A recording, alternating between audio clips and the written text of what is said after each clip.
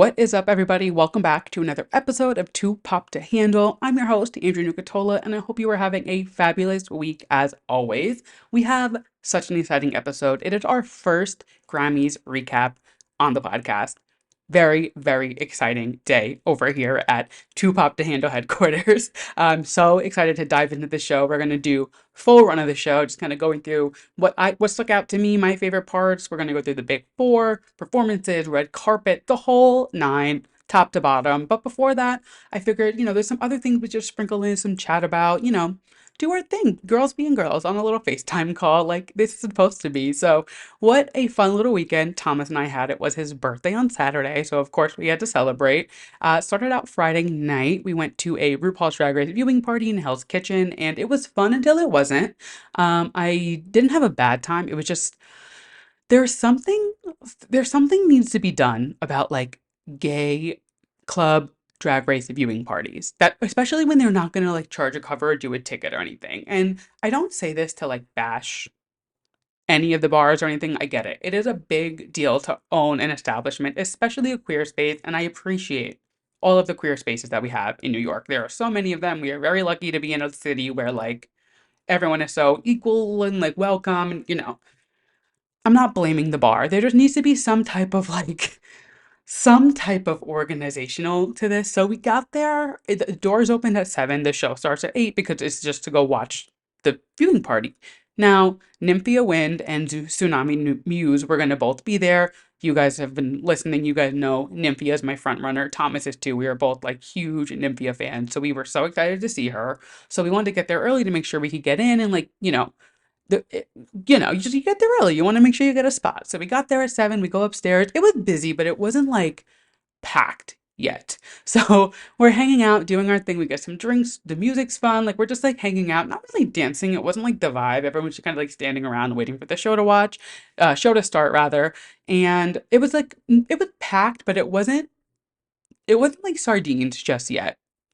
It was hosted by Anita D, who is just like a popular local drag queen. I've seen her a few times throughout New York. She's like a big girl in the New York scene.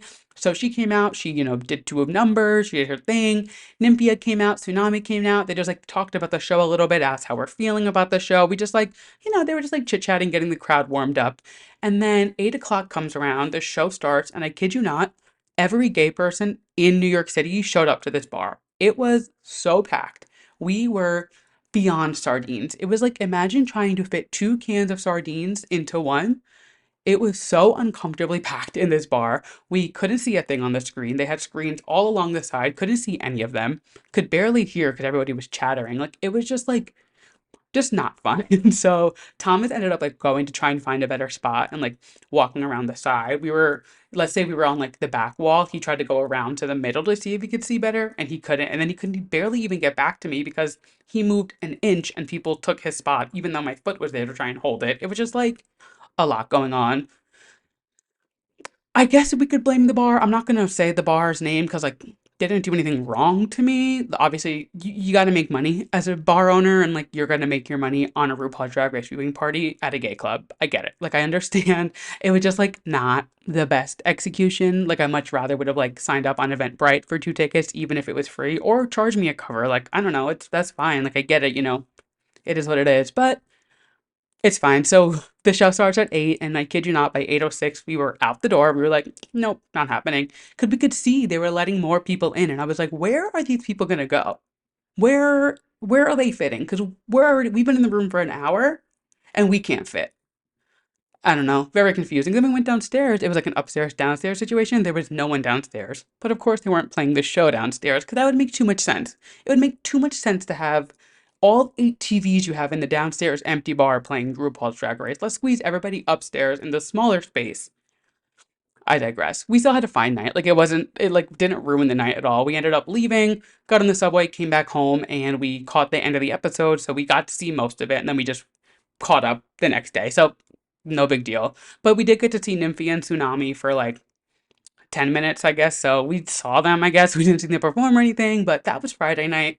Again, wasn't raining on our parade, was not ruining our weekend. Saturday was Thomas's actual birthday. So we laid low for the beginning of the day. We went to the gym, we kind of hung out, we got breakfast. I decorated the apartment for Thomas a little bit. And then like 5-ish, we went and did some drinks. We went to the Penrose on the Upper East Side, which if you haven't been, add it to your list. It is so delicious. Their food is great, their drinks are great. We just went for drinks because we had a reservation that night and I didn't, obviously you're not going to eat before your reservation. So we got some drinks there. I had the dirty pickle martini, which is, I got so many questions. Like all my friends were like, what is that? Like literally a pickle martini. I was like, trust me, it is delicious. And if you are a pickle girl, if you love a pickle, you've got to go try it. It is so good. So we got a pickle martini. Thomas got an espresso martini, which their espresso martinis are like off the charts. And then we just kind of hung out there for a bit before we had our reservation. And we went to Serafina, which is like a very popular Italian restaurant.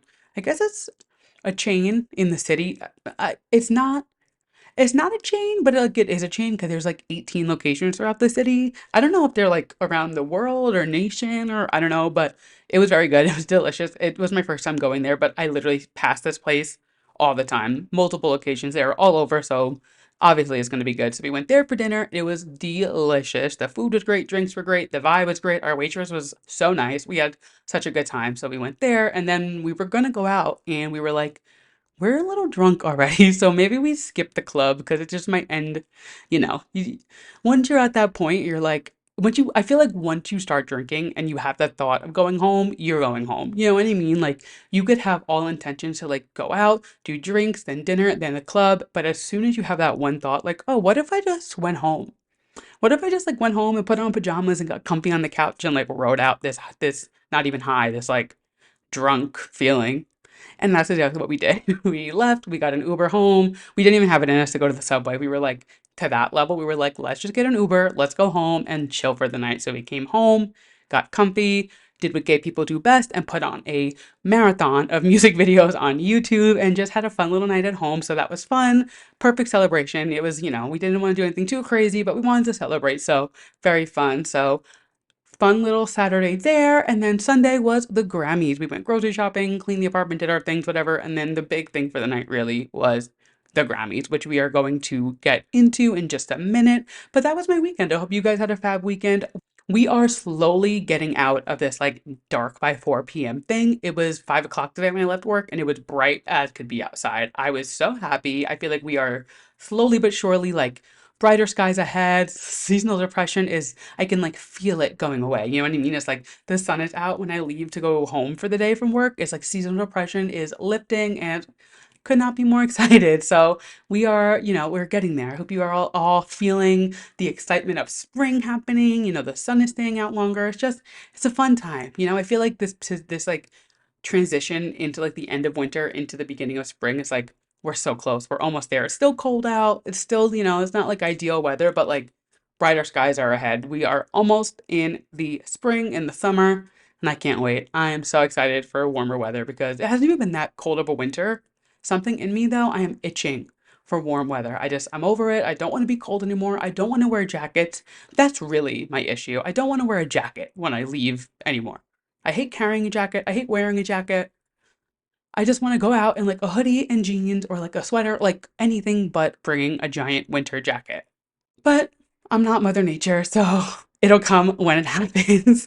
And yeah, that's kind of a recap of the weekend, what is going on. And now it is time to hop into some pop culture news because there is plentiful. And starting off, we have a release this coming Friday. I did mention it last week, but I said we would talk about it more this week because it wasn't coming out until this week. And here we are. So Girl in Red is dropping her new single Too Much this Friday from her upcoming album I'm Doing It Again, Baby. Very, very excited for this new project. Her last album, which I believe was her debut album. She had EPs before that, but yeah, her debut album, If I Could Make It Go, came out 2021. So we are like 3 years due for an album from Girl in Red, and I am so excited for this project. If you haven't listened to her debut album, stop what you're doing. Go, actually, don't stop. Finish the episode, then go listen to it because it is such a good album. Honestly, no skips on it. So, so good.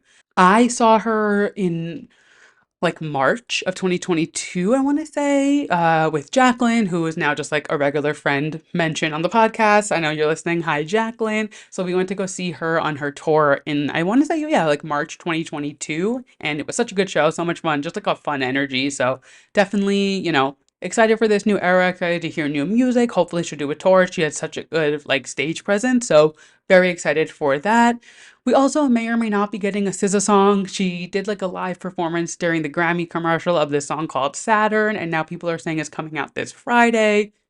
I don't trust a word that's gonna happen until it's actually dropped because we know SZA likes to tease things for months and months and months and months. So I am not getting my hopes up, but allegedly there is a new SZA song or project or something dropping this Friday, but nothing is confirmed. I'm not counting on it. I'm not telling you it's coming out. I'm just telling you what the people are saying because I feel like that's my job, like as a podcast host, I'm here to fill you guys in on what people are filling me on in. So we'll see. Maybe Friday morning we'll wake up to a new SZA song, new SZA project. And if we don't, nobody will be shocked. It's like, it's like Groundhog's Day. It either happens or it doesn't. You never know. So if it does happen, I will obviously post about it because I'll be excited and I will take back everything I said about SZA being a liar. But if it doesn't drop, SZA's a liar. So that being said, Girl in Red is dropping this Friday. The song will be on our Drew Release playlist, which can be found in my link in bio on Instagram or really any of our socials. It's just there's a playlist on Apple Music and Spotify with all of our releases we talk about, so you can find it there. Yeah, very, very excited for this new project to drop. I'm hoping it lives up to the expectations, and I feel like it will. I feel like she's not going to let us down. And that is our only release for the week. So a slow week, but it is not going to be a slow year for music. I feel like every other day there's somebody else teasing a new project. Kacey Musgraves is confirmed for a project. Lady Gaga's been in the studio. Like Beyonce is apparently releasing act. Like there's so much going on. It's going to be a big year for music, and I cannot wait. I feel like I keep saying that, and it's already like living up to it. Actually, while we're on the topic of music, quick, I say that if we're not about to walk into a whole segment about the Grammys, which is the biggest night in music, but while we're talking about upcoming releases, Ariana Grande today actually, she posted that we won't be getting any new singles from um what is the album called? Eternal Sunshine. We won't be getting any other singles because she wants it to be listened to as a full album, which that is a girl after my heart. If you know me at all, you know that I am an album bitch. I love to listen to an album straight through. It is my favorite way to consume music. It's why I like listening to vinyl so much. I love a cohesive, full-rounded project. And the fact that she said she's like, nope, I'm not releasing any other singles. Nothing else will come out until the album comes out because I want you to enjoy it as a full album. Perfect. Already is getting an A in my book for like this idea because I love that. I love when an artist puts their energy into making a cohesive album and just makes it like a whole rounded body of work. So I'm very excited for whatever she's cooking up. There's rumors of collaborations. I'm not going to say with who because actually, fuck it. Let's say with who because apparently SZA is on the album. Um, I can't even get into it. I can't even get into the idea of a SZA and Ariana Grande collab. Nothing really confirmed, just like rumors here and there, but like rumors have to start somewhere. So like TBD on that, but just like very excited for this project. And like I said, there's so much new music coming out this year. I cannot wait. That being said, talking about the Grammys, so music that came out last year, or at least in that last album cycle. Overall, I thought this year's Grammys was a fantastic show. I thought the performers were great. I thought most of the people all looked great. The people who won pretty much all deserved it. Like there wasn't any like snubs. But we'll get in. I'm gonna go through the full show, performances, red carpet, speeches, the whole nine, and then we'll go into like my full rounded thoughts at the end. But starting off with the Grammys red carpet. Oh my God, I'm excited. Our first Grammys recap. So I was really happy with a lot of the fashion this year. I'm not like a fashion girl. Like I wish so much I could be like look at a dress and be like, oh, that's vintage Versace. Oh, that's Gucci. Like I was just to me, I can't.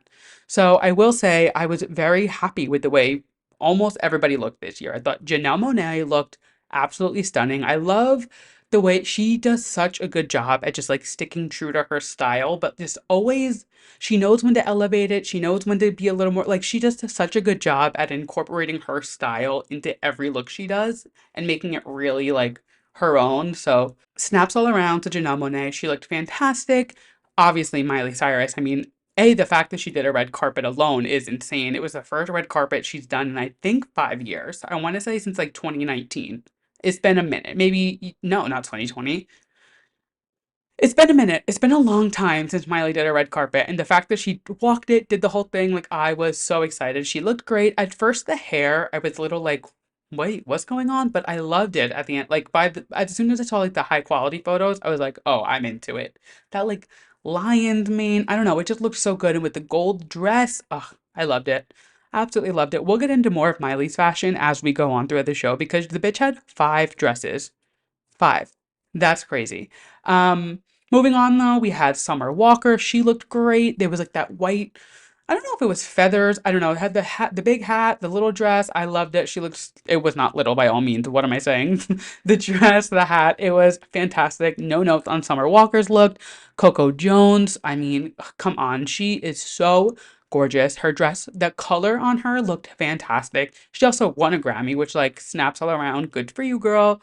Um, Chloe Bailey looked fantastic. Olivia Rodrigo looked great. I loved her little like nod to old Hollywood. Christina Aguilera, I thought looked fantastic. I loved that like mint green bluish color on her. I thought it looked really good with her like really blonde platinum hair. Loved it. Kelly Clarkson looked fantastic. Absolutely loved the fact that she brought her son as her date and he had his little like velvet suit on, his bedazzled Timberlands. Like he looked so cute. He was just like having fun with his mom that night. It was so cute. You guys know I love Kelly, so I was very excited to see her on the carpet. And then I have to say, the only person whose outfit I was really like, what the fuck? Or like worth mentioning at least, was Taylor Swift. I really liked her dress. I thought the dress was pretty, but that was really it. I didn't get the gloves. I didn't like them. I don't know. I didn't love the gloves. I will, the necklaces I did like. I liked the layered necklaces. I thought that was really well done. I liked that. Her hair. I was like, like, what happened with the hair? I was so confused. The dress, like I said, it looked good. I really did like the dress. But like, I was so confused on the hair. Like that, there was that little braid, then the rest was just like there. I don't know. It just like it threw off the whole look for me. And that obsessed me because you guys know I love Taylor, but I was like, you have so much money. That's the thing. Like when people to her magnitude don't show up to somewhere looking like to the nines, and like you can't look at that and say like her hair looks good. I don't care. You cannot look me dead in the face and not lie to me and say you like the way her hair looked. You're lying to yourself. It's okay. It's okay to not like something Taylor Swift does. I know we're all conditioned to have to loving everything Taylor Swift does, but I wasn't thrilled with her look. I don't know. It wasn't 100% for me, and it is what it is. But moving on, lots more Taylor to come. So the show starts, kicked off. Trevor Noah was hosting, and I'm not like, I don't love Trevor Noah. I don't dislike Trevor Noah. I'm very like very Switzerland with him. Like, don't love him, don't hate him. He's fine. Like, he just kind of exists. I thought he did such a good job hosting this year. I was really, really happy with his jokes. I thought he did a great job doing his crowd work and like talking to the crowd, getting everybody involved. He did a great job engaging with the audience in the room, on the TV. He had me laughing. He wasn't over the top. He wasn't rude. Like, it was a very, very good job on Trevor Noah's behalf, which I've never really like there's never been a moment where I'm like, oh my God, Trevor Noah did such a good job. But I was very impressed with him this year. I think it's his 4th year hosting the Grammys. He did a great job. So overall, Trevor Noah, keep it up. You're doing something right. But the show opens with no other than Dua Lipa. Oh, I didn't even mention Dua Lipa's red carpet look. Absolutely loved it. That disco tiled dress. I love the red hair on her. Fantastic. No notes. Loved it all around. But going into her performance, so I mean, this like you open the show with Dua Lipa, I'm sold. Kicked it off with her new single Training Season, which does come out in a few weeks. And it was so good. I absolutely loved it. I thought the single is going to be a great, just like everyone, it's going to be like a good like radio song. And there's nothing wrong with that. You know what I mean? I feel like they're saying something's going to be great on radio gets like a bad rep. I don't think it's a bad thing. Like, yeah, the general public's going to love this song. Good. Like, that's a good thing. So Very excited for a new Dua. She looked great. Her dancers were great. That cage, the way that they were like lifting it up, and I was like, what? I was like, this is not the same scaffolding we have in New York City. Like, this is some lightweight shit because, well, how are they just lifting it up, putting it down? She was like, I don't know. It was very well done. I loved it. Transitioned into Houdini, which we all know, and I thought the stage was really cool. That little like vortex thing she had. I don't know, with the lights coming off of it. The choreo was just like so good. She has come such a long way in her performing, and I, as somebody who has literally seen her since before her debut album comes out, I've been following her. Like, she has come a long way. The first time I saw her was literally opening for Troye Sivan in like 2016, 2017, and like she wasn't bad. I was hooked from the second I saw her, but like the girl's come a long way. We all know the Jingle Ball snippet, the video, we know the video. So for to see her doing that a few years ago to now this, like she saw that criticism on the internet and she was like, nope, not doing it. She went the complete opposite direction. She learned how to dance, she learned how to perform. Like she's got it. She is the all around full package pop star, and I'm obsessed. You guys know this. I fucking love Dua Lipa. Her opening the show was just like the precedent for a perfect night. So as we're moving through, like I said, we're just going to talk like my highlights, what stood out to me. So if I don't mention something that you liked or you loved, start your own podcast. I don't know what to tell you. I'm sorry, but we're just talking about my girls. Yeah, I think it's all girls for the most part. There's a sprinkle of a man in there, but not many, which, not no surprise. So moving on, Miss Miley Cyrus. If you don't know, now you know. Miley is one of my favorite artists of all time. Literally since Hannah Montana, I watched the premiere. Like, that is my girl. I've seen her. She's like probably my second most seen person in concert.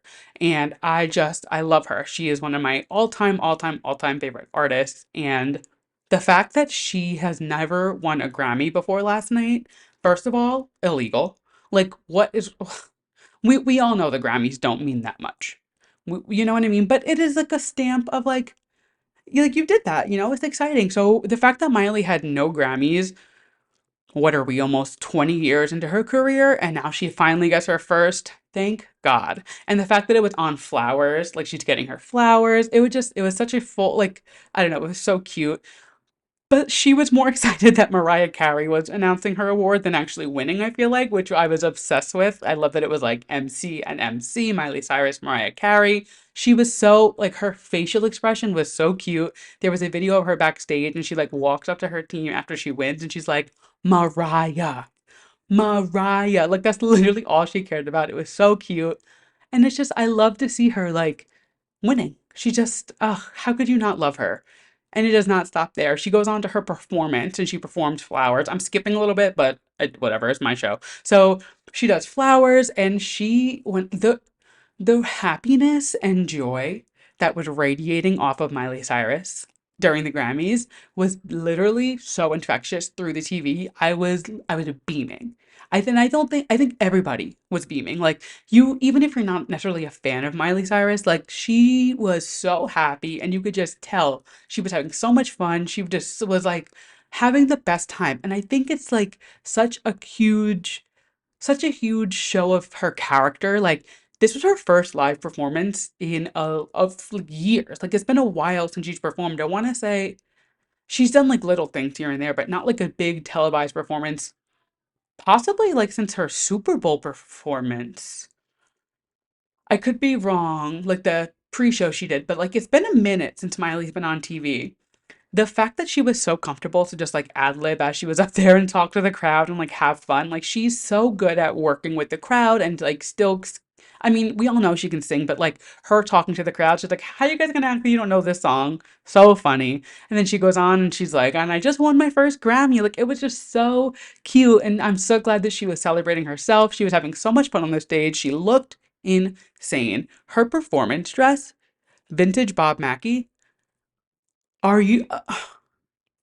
Like, come on. Come on. She looked stunning. She sounded fantastic. She's just, I love her so much.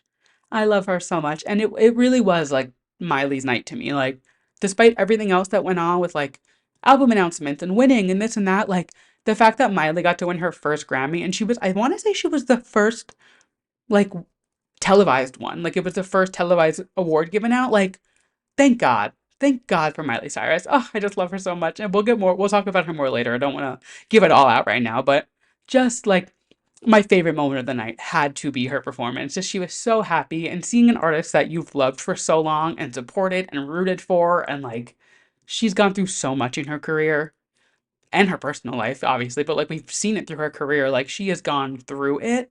And to be a fan of her for so long and like stick by her, even when things were like a little rough, things weren't always smiley in Miley's world. And to see her like Flowers had a huge success, like to see her winning the Grammy, like it was just such a good night to be a Miley Cyrus fan. So chef's kiss, just oh, I love it. Moving through my list, next up, the fast car performance. So obviously, it got so popular this year because of Luke Combs, which I'm not a country music fan, just not my thing. I've tried it, just not for me. But this song is obviously like a popular Tracy Chapman song from years ago, and she has not performed live in years. Like, I'm pretty sure she hasn't been really seen or like been in the spotlight for years. So the fact that he was performing this song with her, you could see everybody's face in the crowd just like light up when she was on stage because it's been so long since she'd performed, and it was just such like a wholesome moment. Like I said, I'm not a country music person. I'm not like I don't know anything about Luke really besides that he's a country singer. But I mean, I do think he's like there's like different degrees of country music. You know what I mean? There's like honky tonk, pickup truck, like slept with my cousin, drinking a beer, and like I hate my wife country music. And then there's like wholesome, sweet, like good country music, like maybe he likes to fish, but like he also loves his wife. You know what I mean? Like there's different vibes of country music and I get good vibes from Luke. So I was very happy that he was out there doing his thing. So exciting to see just like Tracy getting her flowers for this song after all these years. It was just such like a wholesome moment and I really, really appreciate it. I really loved it. Next up on my list, SZA. All right, so SZA performed. I have two SZA moments. Actually, three, excuse me, I can't count. So SZA performed Snooze and Kill Bill. You guys know. I fucking love SZA. I thought her performance was great. I loved the transition between the two songs. I just love her. I love the theatrics of her performance. I loved her vocals. Like everything was just so good.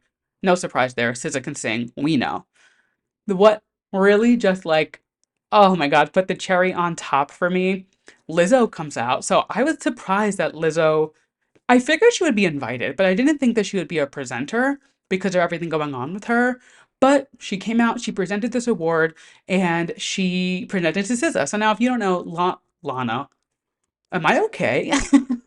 SZA and Lizzo toured together. Oh, SZA said it during her speech, but they've been friends for like over 10 years. So like they celebrate each other so much and are such good friends, like and genuine fans of each other. So I love their friendship. I always have, I always will. I think their friendship runs so much deeper than we'll ever know. And it's so cute to see the two of them together. So Lizzo announces the award for Best R&B Song, which, by the way, that was a stacked category. Anybody in that category could have won, and I think I would have been happy. Like, it was such everybody in that category deserved not only to be nominated, like, I wish it could have been like Mean Girls, where they like break the crown and everybody gets it because it was such a stacked category. But I am very glad that SZA won, especially because of the moment that we got. So Lizzo announced that SZA gets it. She's obviously geeked out because it's her girl. SZA's nowhere to be found. Now, we just saw her perform, so I'm like, girl, I know you're in the room. Like, how far could you have gone? She comes running out of nowhere.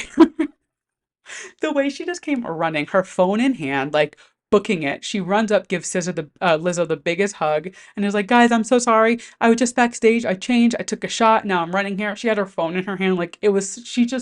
She's so real. Like we've all been there, where like you're supposed to be on time somewhere, and you're running, and just like you took a shot, your phone's in your hand, like you're going to catch your girls. Like it was such a funny moment, and I just loved it. I loved that her and SZA had her. Why can't I speak?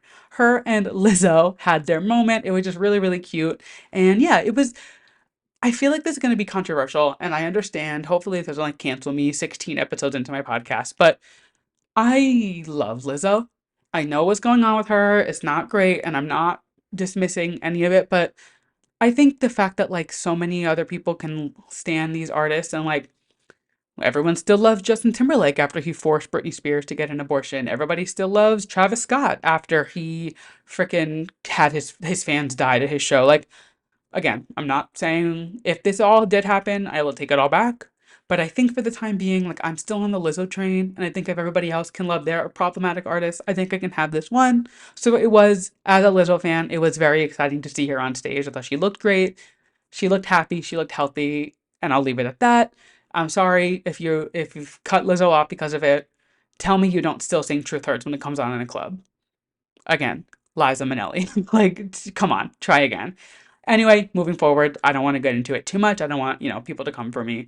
Moving down the list, Olivia Rodrigo, she performed Vampire. Vampire is a very vocally hard song to sing, you can tell. I mean, and this is no shade, like, she's not the best live vocalist, but this song doesn't make it any easier. You know what I mean? Like, I think she has a great voice. She's obviously so talented, but like, she doesn't always have the best live vocals. I think that's fine. Like, everybody has off days, and this song does not make it any easier. But I thought she did such a great job at this performance. I love that she like was bleeding through it. Like, it was just like a cool. There wasn't much that she could do.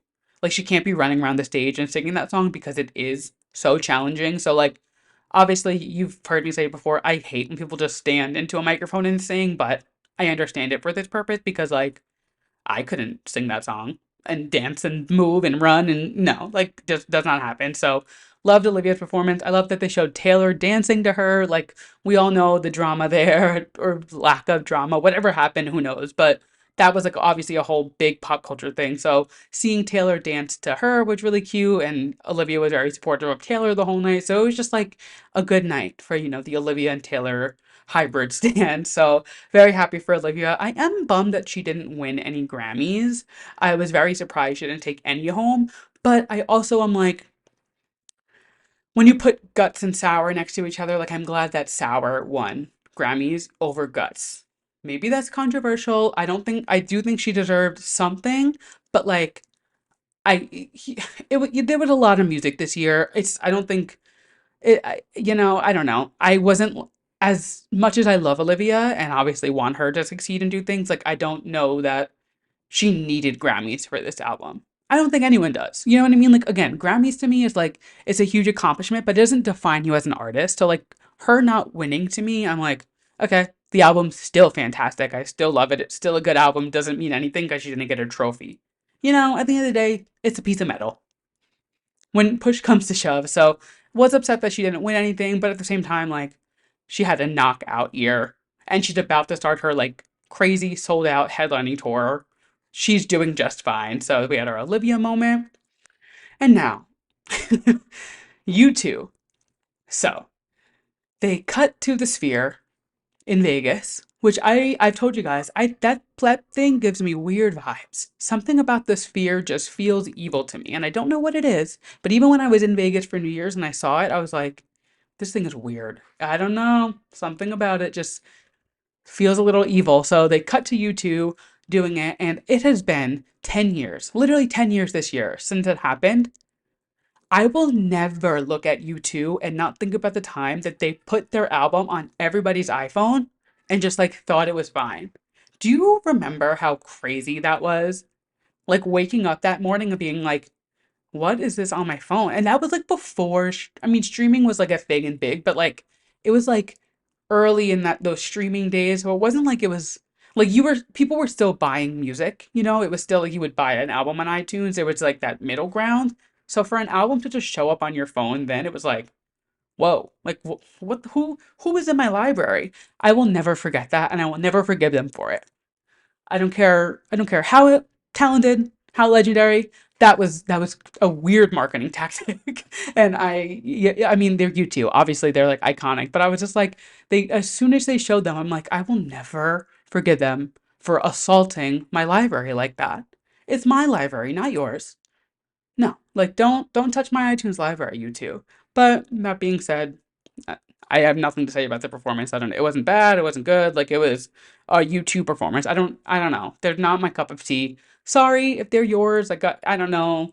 I needed to talk about the iPhone thing because I thought about it last night and I was like, we don't talk about that enough. Like, it was such a weird marketing tactic for them to do, right? Like, we can all agree there, right? Okay. I think we're all on the same page.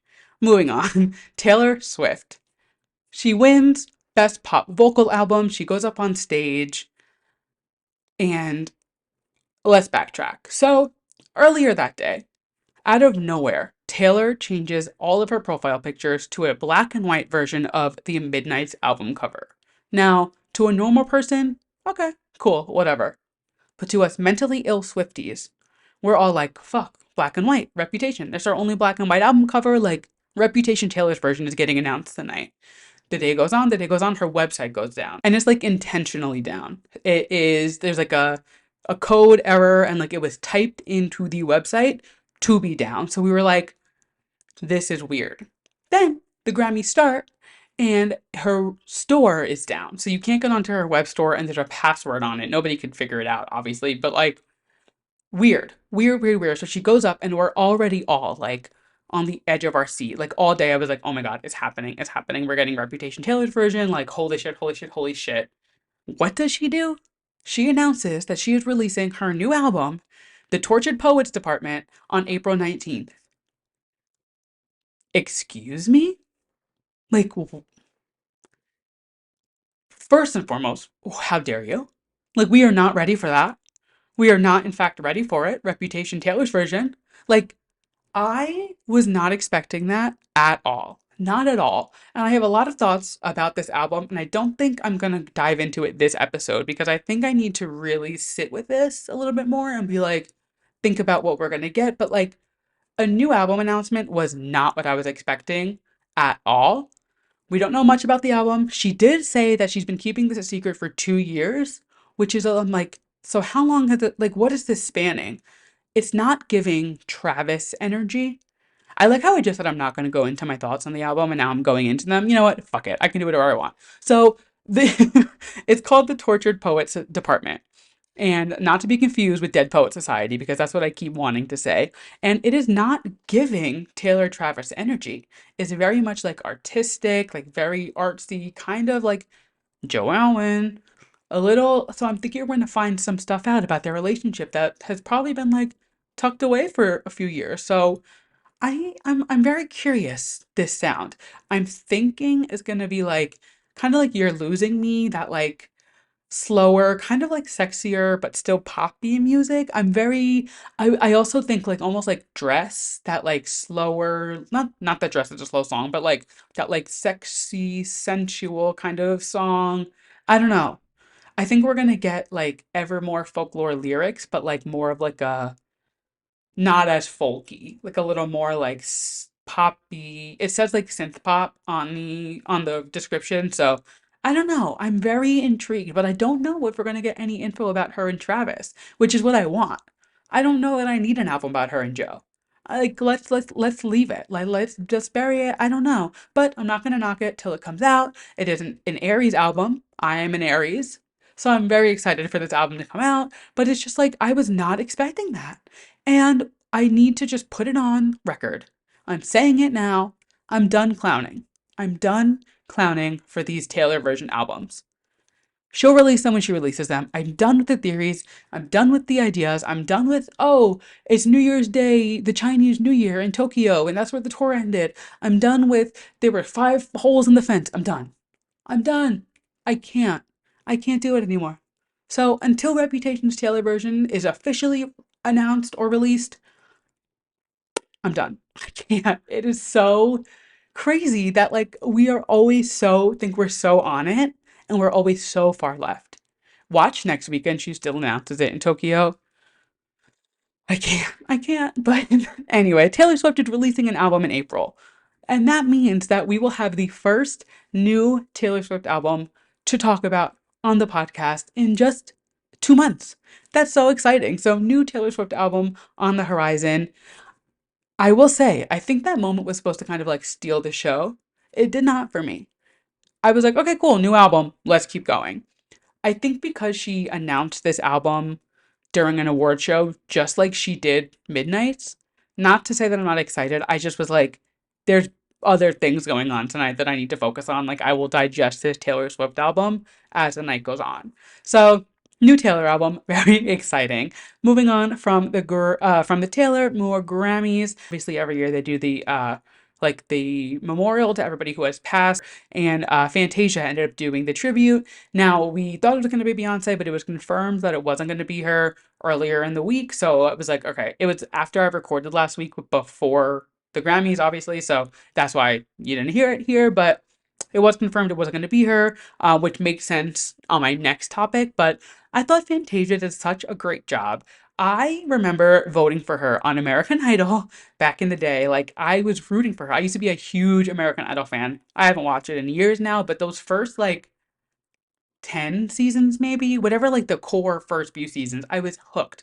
I was obsessed. Like David Cook, David Archuleta, Fantasia, Clay Aiken, like all of the like those OG Idol, like I was calling and voting for these people, and I loved Fantasia. So I was very I'm excited. I feel like she's having kind of like a renaissance. She just did the color purple, and now she just did this tribute, and she knocked it out of the park. I thought it was so good. I did think she was going to hand the mic to Beyonce though, and I was literally like, Thomas and I were holding our breath because I was like, is she about to give Beyonce the mic? Because she walked past her. She didn't. All she did was dance with Dua Lipa, and that was it. But it was what it was. I thought she did a great job. I needed to shout it out because I was so impressed with her performance. And now, Jay-Z. Oh my God. So I didn't realize he was getting this award. I don't know if it was announced or if it's something that they like just like said the day of, but he was awarded the Dr. Dre Global Impact Award. Essentially just being like, you're fucking Jay-Z. Here's an award because like you deserve it. So he goes up on stage with Blue Ivy, which immediately I was just like, oh my God, how freaking cute is that? I mean, Blue Ivy has 2 Grammys, icon. Blue Ivy was also like Beyonce announced her pregnancy with Blue Ivy at the VMAs in 2011. 2011, 2012, we all know the moment, Love on Top. She popped her belt off, she rubbed her stomach, they panned to Jay-Z in the crowd, like huge pop culture moment, one of the biggest VMA moments really ever. So to see Blue Ivy's pregnancy announcement get announced on the VMAs, and now she's on the stage with her father accepting this award, this like global icon award, it was such like a fun full circle moment. You know, you guys know. If it's Beyonce, I love it. And this is obviously her firstborn child. I was so excited. So cute to see Blue up on stage with Jay. And then he starts accepting this award. And it started out like, okay, he was just like talking, doing his thing. And it went so south. So, not even south, because it wasn't bad. It just took such a turn. And I was like, holy shit. He basically called the Academy out. I mean, you guys all know, you saw it, I'm sure. He called the Academy out because Beyonce has the most amount of Grammys ever. She's the most awarded artist, but has never won Album of the Year. And it's like an ongoing thing of them saying, like, Black women specifically are always nominated for Album of the Year, but never win it. A Black woman has not won Album of the Year in 25 years since Miss Lauryn Hill won it in 1999. Like, come on, a little weird. The most awarded Grammy artist has never won Album of the Year, and she's been nominated plenty of times. I want to say she's been nominated for it at least, I know 3 times for sure. I don't know if anything before Self-Titled was, but I know Self-Titled, Lemonade, Renaissance, all nominated Album of the Year, all snubbed. Not snubbed. Adele wasn't a snub.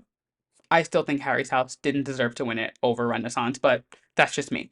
Anyway, he calls out the Academy, like, it's a whole thing. He says, like, a lot of you guys should never be nominated. You guys shouldn't be in these categories. A lot of you are going to feel robbed, and you should be robbed. Like, he was just talking his shit. And you know what? Good. Good for him. Go up there, stand up for your wife, do your thing. You got to do what you got to do, especially when you're Jay-Z.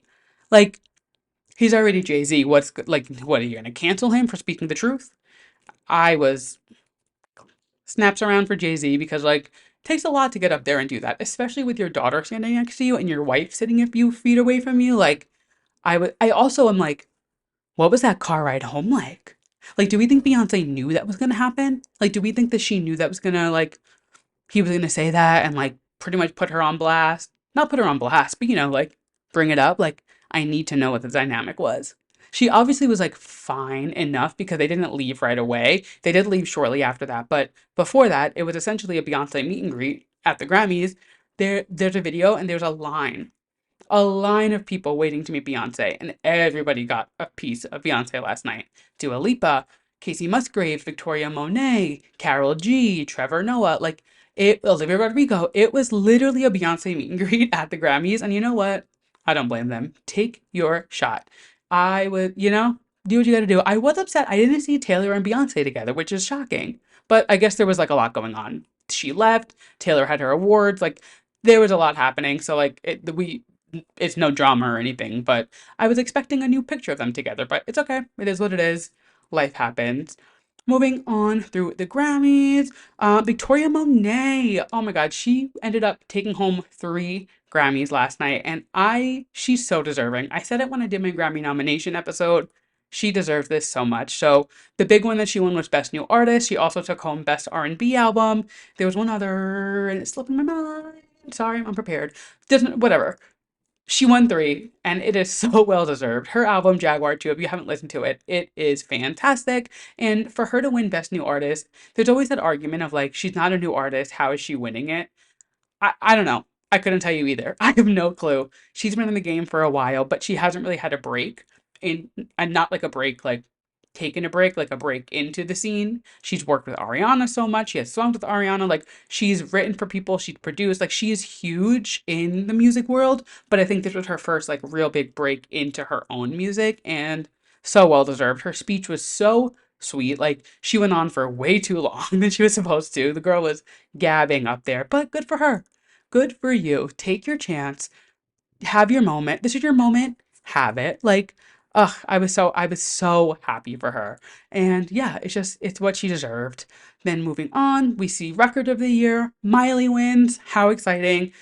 Not even that. Meryl Streep and Mark Ronson are handing it to you. Mark Ronson, who she collaborated with Nothing Breaks Like a Heart on back in like 2019, and Meryl Streep, like Meryl fucking Streep. Hello? Hello, I cannot. Also, am I the only one who just found out that Meryl Streep is Mark Ronson's mother-in-law? Like, did everybody else know this and I'm just late, or did we all find that out together when Trevor Noah said it? Because I had no idea. Not a clue. Maybe I'm behind. Am I the only one? Someone tell me, let me know. Like, I can't be the only one who just found that out on Sunday, right? I was very shocked, but like, cool, amazing. I love that. But so Miley wins record of the year, and then album of the year goes to Midnights by Taylor Swift, which I'm having a hard time digesting. Not you guys know I love Taylor, and it was the year of Taylor Swift. It's not that she didn't deserve to win the award, it's that I don't think Midnights deserved album of the year. Does that make sense? Midnights is a great album. I love Midnights. I think it is a fantastic album. Really no skips on it, honestly. Like I think there's not one song that comes to my mind where I'm like, "Ugh, I skipped that one." It is a fantastic album. But to me, I just didn't think it was album of the year. I don't know. And I'm clearly wrong because she won and it is the year of Taylor Swift. But I think the fact that it was the year of Taylor Swift for every other award show, I thought somebody else might have taken it. And I honestly thought SZA was going to get it. I really did. Thought she was going to bag it. I'm not mad. I'm happy that Taylor won. I'm a huge Taylor fan. You guys know this. Like, I love Taylor, but I was not expecting that. Genuinely, not at all. That was so out of left field. I think it was out of left field for Taylor too. Why did she announce her new album during Pop Vocal Album and not save her for Album of the Year? I don't think she thought she was winning it either. So the fact that like she clearly didn't think she was gonna win, like I was shocked. I'm not gonna drag her for it. I have Good for you, girl. Collect your Grammys. She broke Grammy history. She's the first artist in history to win Album of the Year 4 times. Like, incredible. So well deserved. I just was not expecting it at all. Not at all. So kudos to Taylor, I guess. Good for you. And that's the end of the show. End of the Grammys. We have more to talk about. But so huge, exciting things is that for the first time ever, the big four category, Song of the Year, Best New Artist, Record of the Year, Album of the Year, is all women.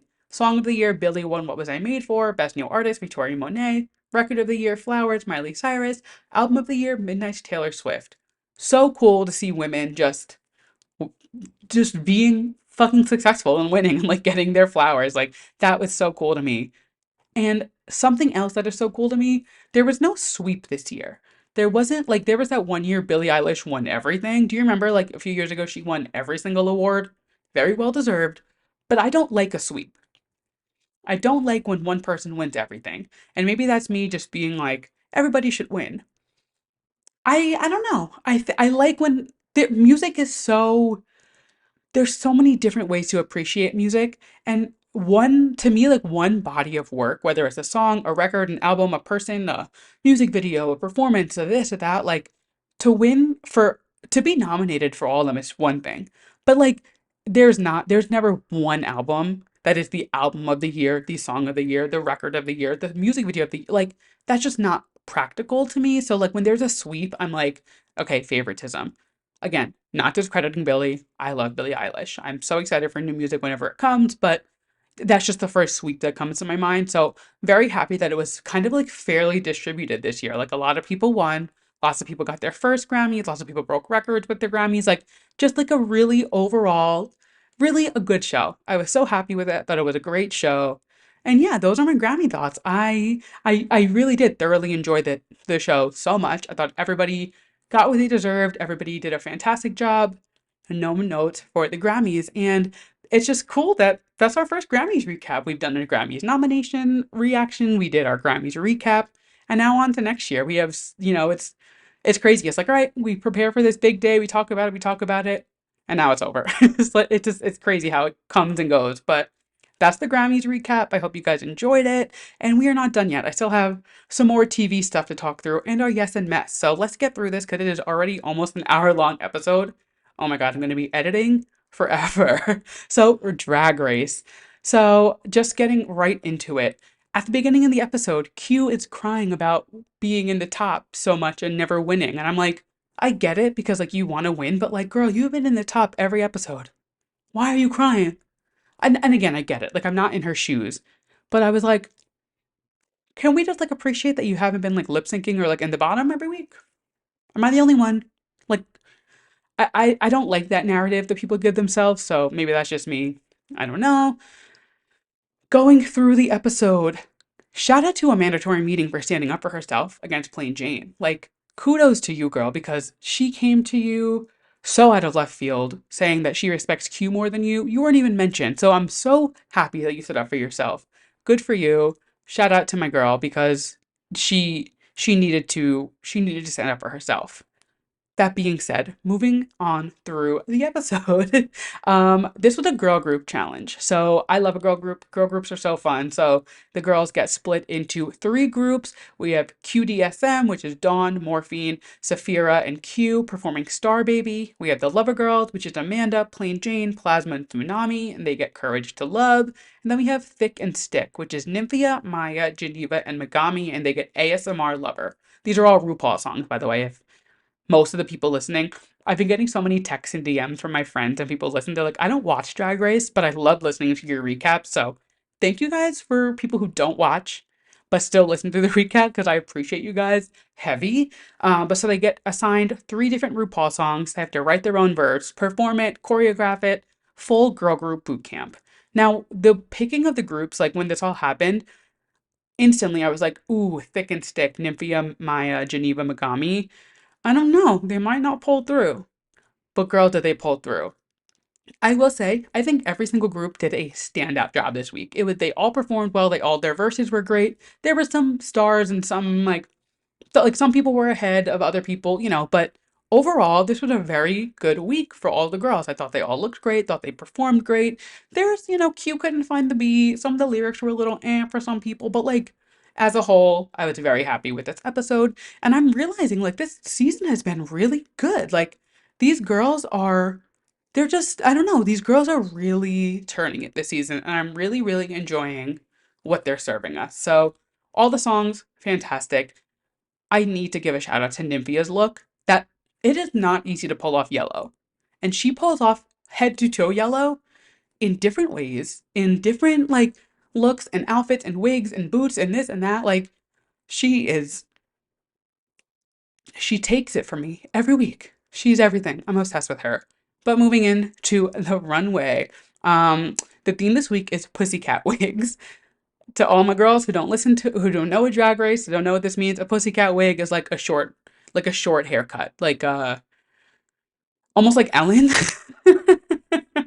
like a short haircut. I don't know how else to explain it. So that is the theme, a short haircut. And we kick off with Morphine, who comes out with this sick, short red look that's supposed to be like blood dripping down her head. And her whole outfit is like this black, almost like cat suit with stitches all over it. She looked great. You guys know her makeup just like seals the deal for me. Her look could be like a five. Her makeup makes it a seven, an eight. Like she just knows how to paint her face. But I did love this look. Thought she looked really great. I was here for it. Next up is Q. She does like this knight in shining armor look. I liked it. Knowing her capabilities though, I expected more, but she looked great. I thought it was a good look and like she doesn't need to be extravagant every time. You know what I mean? Like she doesn't need to do the most every week, so happy with it. Next up was Saphira. This was a look. This is interesting. So she comes out and her hair, you can see a little tail and a little pink butthole. And when she took it off her head, it was literally a cat in her hand and she was dressed as Dr. Evil, which is funny and gaggy, but I was like, is that an asshole on her head? Like I was very confused. I was like, huh? But hey, it worked. She did her thing. She literally took pussycat wig and went full pussy with it. And you know what? Do your thing, girl. Next up was Dawn. I love this little elf bitch. Like she does such fun runways. This blue worked so well on her. She painted her entire body blue. That little short bowl cut with the buzz in the back, like it just looked so good. The reconstructed hoodie, it spoke so much to Dawn as a drag queen, and I thought she did a great job. I just thought it was a honestly one of my favorite looks she's done this season so far. Next up, Plasma. So she did this like Hermes, like Greek look, and there was a lot going on. She did not look bad. It was just like a lot happening. I thought if she had like these like big furry sleeves, these big wings on her head, like I thought if she like she needed the wings, I think, to complete it, but I think if she like cut the sleeves or maybe the boots, there was like a lot happening. It wasn't bad. It was fine. It was okay.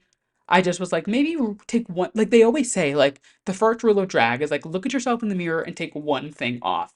And I wish she would have done that because I think it was a great look. It was really, really well done, but there was just something too far about it. You know what I mean? Like she couldn't decide which route she wanted to go, so she went on every single route, which isn't always the best option, but she did a good job. Not mad about it. Next up was Amanda. Now, in retrospect, this look could have worked. And I don't know why it didn't. Like, I don't know what about it didn't work, but she came out with this like bird's nest on her head, and there were three eggs in it, one of them being her. It was just like, I understood the camp level of it, but if it was like perfectly polished, I think it would have read a lot better. But it wasn't, so it just kind of fell. Which is weird because at the end of the day, I didn't hate it, but I definitely didn't like it. I don't know. It was strange. It was definitely weird, and we'll get into it more later because spoiler alert, she does go home. Next up, Tsunami. Hot. Oh my God. So hot. This like this like Matador look coming out. Like I said last week, she has such a way to like captivate the audience because of her modeling background. And I was like watching her on the runway and I was like, oh my God. Like I was like, is she looking at me? Like it was so good. She looked so great. I love those androgyny looks, like when it's kind of like playing with the gender, like boy, girl. Like, ugh, I just loved it. She looked fantastic. Next up, Plain Jane. I kind of thought it was boring. Like a black bodysuit with like a breathing BDSM, like breathing mask. Like she looked good. Her body looked good. Her makeup looked good. But I was like, I don't know. Didn't really do it for me. Geneva was next, and what the fuck was this look? This girl was dressed, it was like a flapper girl meets Lisa Frank. And if you know me, I love Lisa Frank. Lisa Frank is like, I'm obsessed with Lisa Frank. I had a Lisa Frank birthday party. Like, I love, love, love, love Lisa Frank. Always have, always will. But this did not work. It was like a 1920 flappers girl in a Lisa Frank coloring book, had a child, and it just didn't it was something a little weird there, and I don't know, I normally I would have loved anything Lisa Frank inspired, but this was just like didn't do it for me. I was confused. Moving on to something else. Oh no, no, no, no. Nope, sorry, skipping ahead, but Maya came out and I liked her look. I thought it was I don't know, it was like I don't know how to say this without sounding like an asshole, but like it was really good for Maya. Like it had like I like the shoulder pads. I thought she looked good. Like it was a good safe look for her. And after the few weeks that she's had, like I think this was a good way to go. She looked good in it. Like very content with her look. But what I was gonna say earlier is the next person I did not like their look at all, and that is Megami. I did not like this blue fairy sheer looking, I don't know, look at all. I just didn't. Something about it felt, it didn't feel complete. It felt a little sloppy. Like, I don't know. It just didn't do it for me. And that sucks because I do really want to like Megami. But like one week she's really, really good to me. And then one week she just like plummets. And this week just was not it for me. But now, the end of all ends. Nymphia. I mean, come on. My notes that I have, it just says Nymphia Mother. She comes out in this. Again, I love when a queen pays respect to their culture, and she does it so well. So she came out, she had her, the hat on, the whole thing. She did a reveal to her pussycat wig, which is like this red wig. She took the red wig off, and she had a pussy on the back of her head. Yes, a vagina. Bedazzled on the back of her head, which like shouldn't work, but it did. She just, I love her. I love her so much. She's just fantastic. Oh my God, she took the hat off. I'm totally forgetting. She took the hat off to reveal a black cat wig, like an actual, it looked like a cat was on her head. Took the wig off, then it was a red wig. Took the red wig off, and then it was the vagina on the back of the head. Like the layers. The layers. I can't. Then we find out that the Thick and Stick team ends up winning, which very much deserved because they absolutely ate. And that was the group that I was a little worried about. Even though Nymphia was in it, I was a little worried they weren't going to pull through, but they devoured, they ate. It was so good. So the four of them were safe. They all won. No, they weren't safe. They won. What am I saying?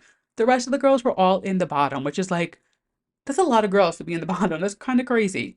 And Rue asks the age old question, who do you think should go home? Which I felt was very early in the season. Like to ask that on episode 5, kind of crazy. But it's RuPaul's Drag Race. RuPaul can do whatever the fuck she wants. And a lot of people said Q, which I guess basing off that episode, I could agree with. But overall, Q has been in the top every week. Do you not remember the beginning of the episode when she was crying about being in the top every week? Now everyone's saying she should go home. Weird. But then a lot of people did say Amanda, which I can agree with to an extent. She was really coming around to me. I was really starting to like her. She killed the girl group challenge. Like I thought she did such a good job, but they did say Amanda, and it comes down to Amanda and Q lip syncing. They lip synced to Emergency by Icona Pop, and it was kind of a boring lip sync. I didn't like it. It was just like, fine. Nothing gaggy. I don't know. It was fine. And for a second, I really thought Q was going home, and I was holding my breath. I was like, oh my God, Amanda just devoured that lip sync. But Q did end up getting stay. They end up being safe. She stays, and Amanda went home, which is sad because again, I really like Amanda as a person. Her drag just wasn't there, but I'm excited to see what Amanda has in store just overall, like as a drag queen performer. And she just, like I said last week, came out as trans. So I feel like she's coming into this new like evolution of a mandatory meeting. So very excited to see what Amanda has in store. And next week, La Roche is the guest judge, which like, hello, icon, like that's gonna be major. I'm very excited to see Law be the guest judge. So obviously I'll recap next week, but that is Drag Race for the week.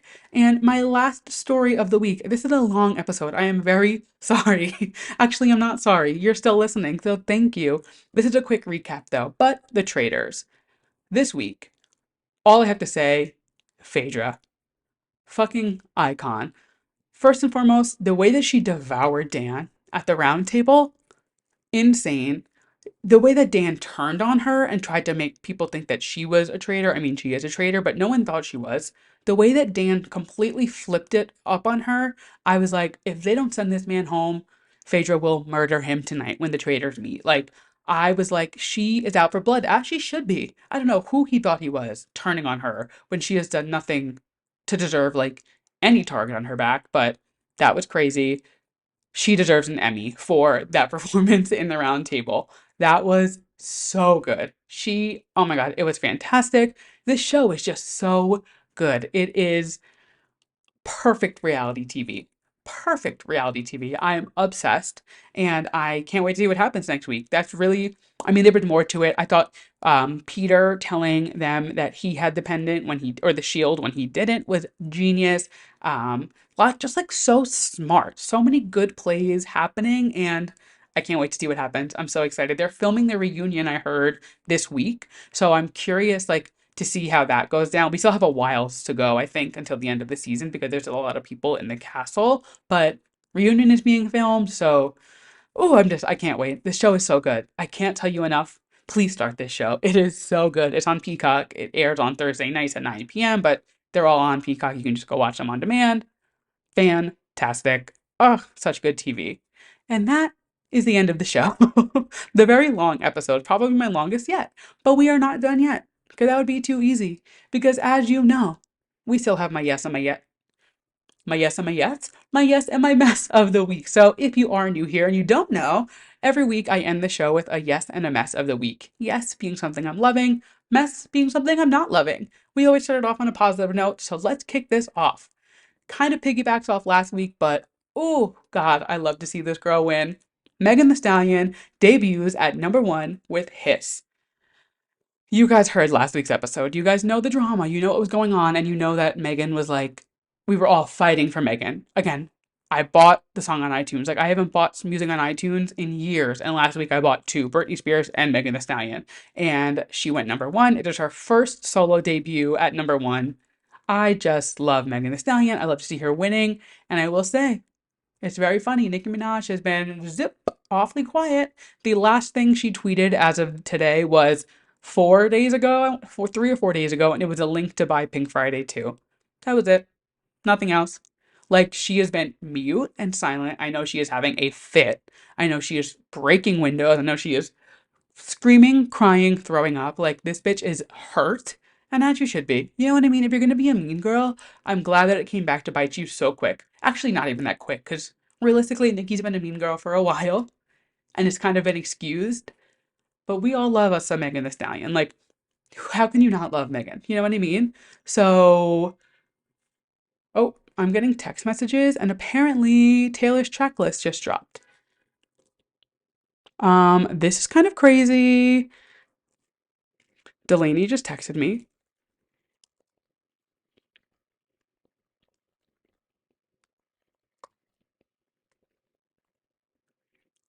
Okay, apparently Taylor's track list just dropped. What the fuck is going on? um, hang on.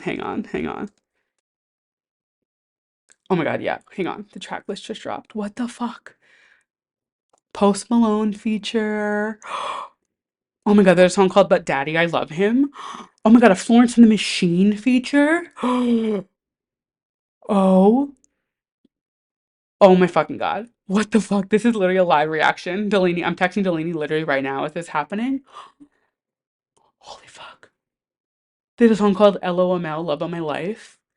I can do it with a broken heart. I'm reading, it's all sideways if you're watching the video. Holy shit. So Long London. Oh my fucking God. Oh my God.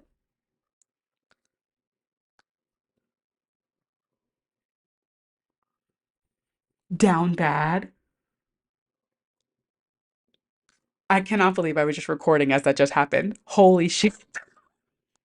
Oh my God. Well, we just got the Taylor track list, which is fucking crazy that we got the track list this early. Holy fuck. Oh my God. I'm so glad I was just recording for that. And I have Do Not Disturb on. But Delaney said, sorry, this is worth pressing anyway. And I'm so glad she did. And I usually record on Tuesdays, but I'm recording on Monday tonight. And I literally never, I would not have caught that reaction. Holy fuck.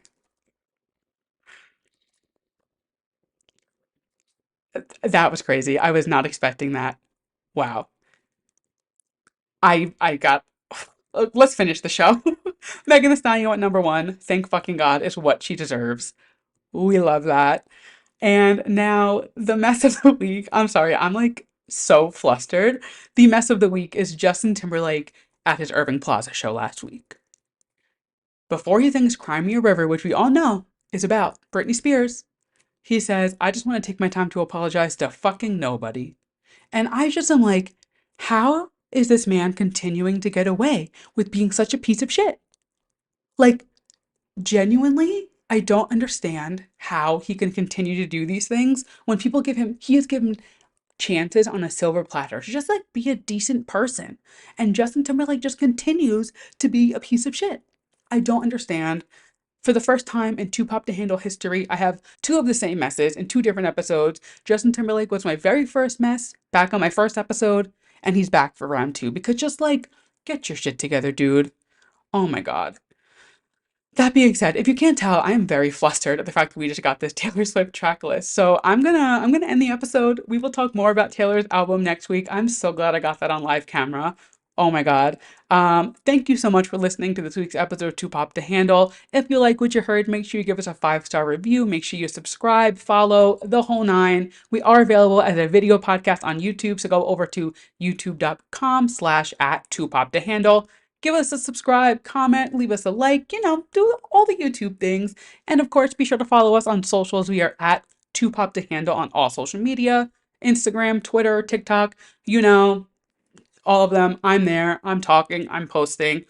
And I always say it. If you liked what you heard, send this episode to one friend. If everybody sends it to one person, I will double in listeners. And with that, I need to go study this Taylor Swift track list. And I will talk to you guys next week. Bye.